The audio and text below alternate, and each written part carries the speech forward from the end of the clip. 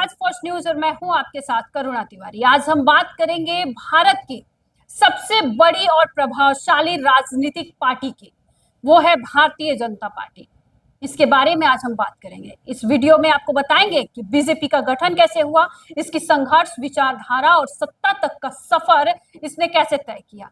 यह कहानी केवल एक राजनीतिक पार्टी की नहीं है, बल्कि भारत की बदलती राजनीतिक परिदृश्य और सामाजिक परिदृश्य की भी है। आपको बता दें कि जो बीजेपी की यात्रा रही है वो बड़ा दिलचस्प रही है। यह हर भारतीय को जानना चाहिए और बड़ा ही दिलचस्प है। तो आपको बताते हैं कि जनसंघ का गठन यानी भारतीय जनता पार्टी का गठन कैसे हुआ। तो बीजेपी की कहानी की शुरुआत होती है भारतीय जनसंघ से, जिसकी स्थापना 21 अक्टूबर 1951 को श्यामा प्रसाद मुखर्जी ने की थी। श्यामा प्रसाद मुखर्जी ने भारतीय जनसंघ की नींव रखी, जो बाद में भारतीय जनता पार्टी के रूप में उभर कर सामने आई। भारतीय जनसंघ का उद्देश्य था राष्ट्रवाद और भारतीय संस्कृति को प्राथमिकता देना। कांग्रेस पार्टी के उस समय के प्रभुत्व के बीच जनसंघ ने खुद को एक वैकल्पिक विचारधारा के रूप में प्रस्तुत किया था। अब जो जनसंघ है, जनसंघ का मुख्य फोकस नेहरू के समाजवाद और कांग्रेस की सेक्युलर नीतियों का विरोध करना था। जनसंघ ने भारत को एक हिंदू राष्ट्र बनाने और भारतीय संस्कृति और परंपराओं को सुरक्षित रखने की मांग की। हालांकि शुरुआती दिनों में जनसंघ को बहुत अधिक राजनीतिक सफलता नहीं मिल सकी, लेकिन यह धीरे धीरे एक ठोस संगठन के रूप में उभरने लगा। अब यह समझना होगा कि आरएसएस और जनसंघ का संबंध कैसे हुआ। तो भारतीय जनसंघ की जड़ें राष्ट्रीय स्वयंसेवक संघ यानी आरएसएस में थी। अब आरएसएस एक सांस्कृतिक संगठन है जो हिंदू राष्ट्रवाद और भारतीय संस्कृति के संरक्षण पर जोर देता है। आरएसएस और जनसंघ के बीच गहरे संबंध थे और आरएसएस के संगठनात्मक ढांचे ने जनसंघ को मजबूत बनाने में अहम भूमिका भी निभाई। आरएसएस के स्वयंसेवकों ने जनसंघ के ग्रास स्तर पर जाकर भी समर्थन दिया, उसकी विचारधारा को जन जन तक पहुंचाया भी। आरएसएस के अनुशासित कार्यकर्ताओं की बदौलत जनसंघ का संगठनात्मक ढांचा मजबूत हुआ और यह पार्टी धीरे धीरे भारतीय राजनीति में अपनी एक अलग जगह बनाती चली गई। अब यह समझना होगा कि जनसंघ का राजनीतिक सफर की शुरुआत कैसे हुई। तो बता दें कि साल 1952 के पहले आम चुनाव में जनसंघ ने अपनी उपस्थिति दर्ज कराई, लेकिन उसे सीमित सफलता मिली। श्यामा प्रसाद मुखर्जी के नेतृत्व में पार्टी ने नेहरू सरकार की नीतियों का विरोध भी किया, खासकर कश्मीर नीति पर। 1953 में श्यामा प्रसाद मुखर्जी की रहस्यमयी मृत्यु के बाद जनसंघ को एक बड़ा झटका लगा, लेकिन पार्टी ने हार नहीं मानी। 1967 के आम चुनाव में जनसंघ ने विपक्षी दलों के साथ मिलकर कांग्रेस के खिलाफ एक मजबूत मोर्चा बनाया, जिसे संयुक्त विधायक दल भी कहा गया। इस गठन ने कई राज्यों में कांग्रेस को हराया और जनसंघ की राजनीतिक पकड़ को मजबूत होती चली गई। 1975 में प्रधानमंत्री इंदिरा गांधी ने देश में जब आपातकाल की घोषणा की, जिसने भारतीय राजनीति को हिला कर रख दिया। इसी आपातकाल के खिलाफ जनसंघ ने अन्य विपक्षी दलों के साथ मिलकर संघर्ष किया। आपातकाल के विरोध में जनसंघ, समाजवादी और कांग्रेस जैसी पार्टियों ने एकजुट होकर 1977 में जनता पार्टी का गठन किया। जनता पार्टी ने 1977 के आम चुनाव में इंदिरा गांधी की कांग्रेस को हराया और देश की सत्ता में आई। यह जनसंघ के लिए एक बड़ी राजनीतिक सफलता थी, लेकिन जनता पार्टी के भीतर आपसी मतभेद और आरएसएस के साथ संबंधों को लेकर हमेशा विवाद उभर कर सामने आने लगा, जिससे पार्टी में दरार पड़ गई।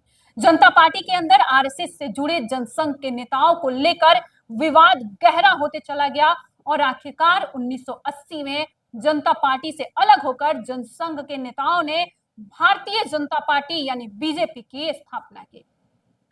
6 अप्रैल 1980 को अटल बिहारी वाजपेयी, लाल कृष्ण आडवाणी, मुरली मनोहर जोशी जैसे नेताओं ने भारतीय जनता पार्टी की नींव रखी। बीजेपी ने अपनी विचारधारा को गांधीवादी समाजवाद के रूप में प्रस्तुत भी किया। लेकिन धीरे धीरे यह पार्टी हिंदुत्व और राष्ट्रवाद की विचारधारा पर केंद्रित होती चली गई। बीजेपी के गठन के समय इसे जनता का व्यापक समर्थन नहीं मिला और 1984 के आम चुनाव में पार्टी को मात्र 2 सीटों पर संतोष करना पड़ा। यह बीजेपी के लिए सबसे कठिन दौर था, लेकिन यह पार्टी हार मानने वालों में से नहीं थी। अब आपको यह जानना चाहिए कि बीजेपी के राजनीतिक सफर में सबसे बड़ा मोड़ कब आया। तो 1980 के दशक के अंत और 1990 के दशक की शुरुआत में राम जन्मभूमि आंदोलन के रूप में इस आंदोलन का नेतृत्व विश्व हिंदू परिषद और आरएसएस ने किया, लेकिन बीजेपी ने इसे अपना महत्वपूर्ण मुद्दा बनाया। 1989 में लाल कृष्ण आडवाणी ने राम रथ यात्रा निकाली, जिसने पूरे देश में हिंदुत्व की लहर पैदा की।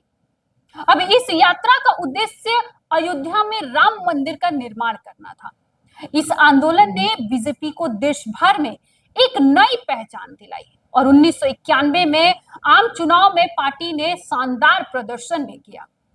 राम जन्मभूमि आंदोलन ने बीजेपी को हिंदुत्व की विचारधारा के आधार पर एक बड़ी राजनीतिक ताकत बना दिया।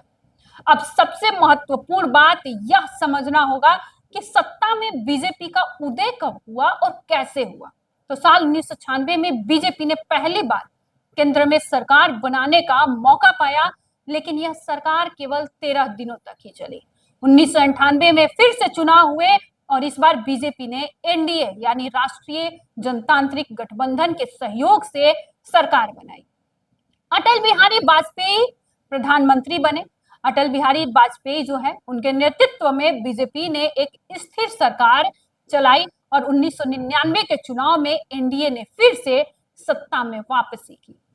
वाजपेयी के नेतृत्व में भारत ने परमाणु परीक्षण भी किया और देश को आर्थिक सुधारों के रास्ते पर आगे भी बढ़ाया।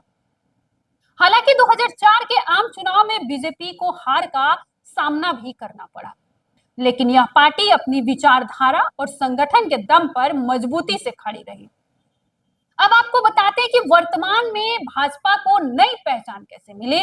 तो साल 2014 के आम चुनाव में बीजेपी ने नरेंद्र मोदी के नेतृत्व में चुनाव लड़ा। नरेंद्र मोदी जो गुजरात के मुख्यमंत्री थे, प्रधानमंत्री के पद पर उम्मीदवार बनाया गया।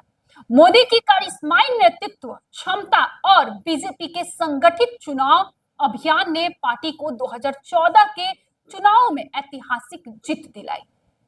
बीजेपी ने 202 सीटें जीती और नरेंद्र मोदी देश के प्रधानमंत्री बन गए। नरेंद्र मोदी के नेतृत्व में बीजेपी ने विकास किया, राष्ट्रवाद और हिंदुत्व के मुद्दों को प्रमुखता दी। 2019 में बीजेपी ने मोदी के नेतृत्व में भारी बहुमत से जीत हासिल की और पार्टी की सत्ता में मजबूत स्थिति बनी और मोदी के नेतृत्व में बीजेपी ने एक नए युग की शुरुआत की, जिसमें digital India, make in India और आत्मनिर्भर भारत जैसे कई योजनाएं चलाई गई। बीजेपी का सफर संघर्ष से शुरू होकर सत्ता तक पहुंचने का अद्भुत उदाहरण है। यह पार्टी केवल एक राजनीतिक संगठन नहीं है, बल्कि एक विचारधारा है जो प्रतिनिधित्व करती है, जिसने भारतीय राजनीति में महत्वपूर्ण बदलाव लाए। अब यह जानते हैं कि बीजेपी की विचारधारा क्या है। तो बीजेपी की विचारधारा राष्ट्रवाद और हिंदुत्व और सामवेदी विकास पर आधारित है।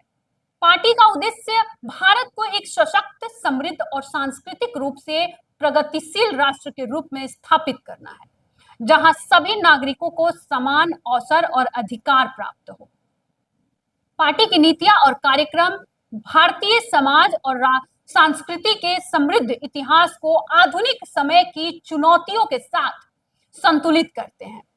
अब यह समझना होगा कि भाजपा में आरएसएस की भूमिका क्या है।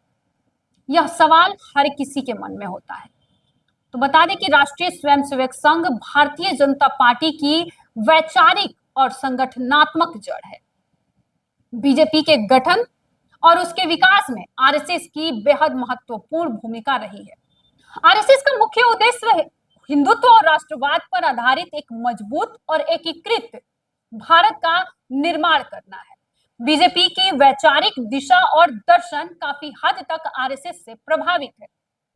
आरएसएस का विचार है कि भारत की सांस्कृतिक और पहचान हिंदू परंपराओं और मूल्यों में निहित हो और इसे बनाए रखना भी आवश्यक है। इस आधार पर बीजेपी का सांस्कृतिक राष्ट्रवाद आरएसएस की विचारधारा से प्रेरित है।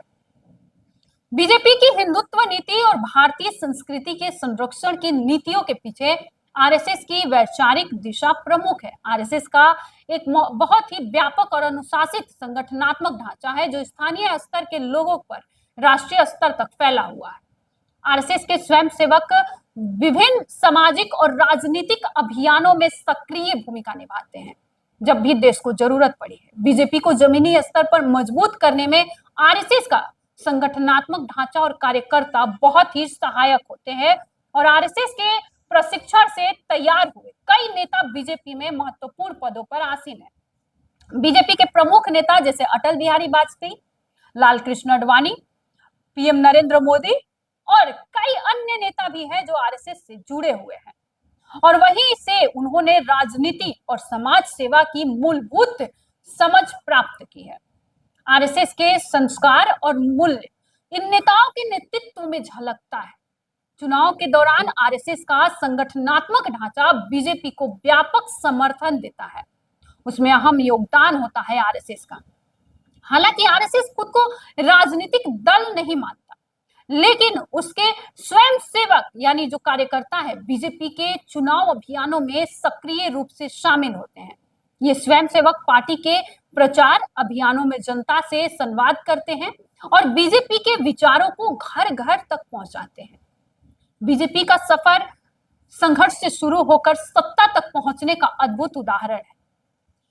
आपको बता दें कि जो बीजेपी है उसमें आरएसएस का भी अहम योगदान होता है। हाल ही में जो चुनाव हुए लोकसभा चुनाव 2024 का, उसमें भी देखने को मिला आरएसएस का महत्वपूर्ण योगदान और साथ में अभी जो हरियाणा में हुआ उसका भी कहीं ना कहीं असर दिखने को मिल रहा है।